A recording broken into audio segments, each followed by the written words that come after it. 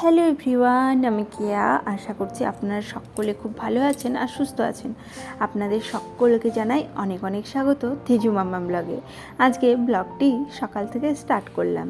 সকাল থেকে বলতে ব্লগ তো আমি করি না, শুধু একটু একটু ভিডিও ক্লিপ করে রাখি, সেগুলোই আপনাদের সাথে শেয়ার করি।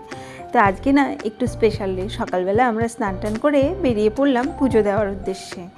আর এই যে দেখুন, রাস্তায় বেরিয়ে কত কুয়াশা।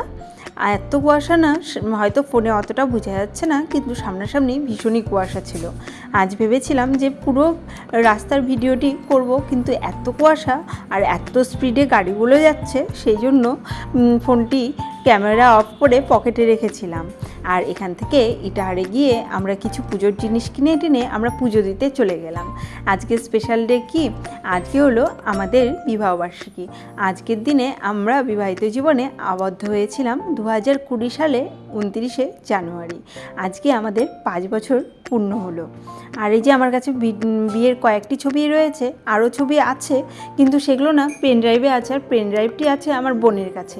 তো আমার ফেসবুকে যে কয়টি ছাড়া ছিল, তো সেখান থেকে ডাউনলোড করে আপনাদের সাথে শেয়ার করলাম। এই যে দেখুন না, কথা বলতে বলতে আমরা পৌঁছে গেলাম মন্দিরে। আর এই মন্দিরে এসে আমরা তো পুরোহিত মশাইকে পেয়ে গেলাম। আর পুরোহিত মশাই শুধু একটু বাজার দোকানের জন্য একটু বাইরে যান, তা বাদে সবসময়ই থাকেন।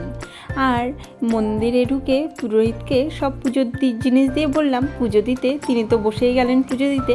আরও হ্যাঁ, এই মন্দিরটির নাম দশমাত কালী মন্দির। আর এই যে মন্দিরের একটু পরেই দেখাবো চারিদিকের চত্বরটি। হালকা করে একটু ফোন বের করে টুক করে ভিডিও করে নিলাম।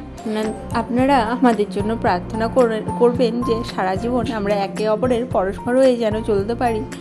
আর হাসি, কান্না, রাগ, অভিমান সব মিলিয়ে মিশিয়ে যেন আমরা জীবনটা কাটাতে পারি, উপভোগ করতে পারি। তো আজকের মতো টাটা। সকলে ভালো থাকবেন, সুস্থ থাকবেন আর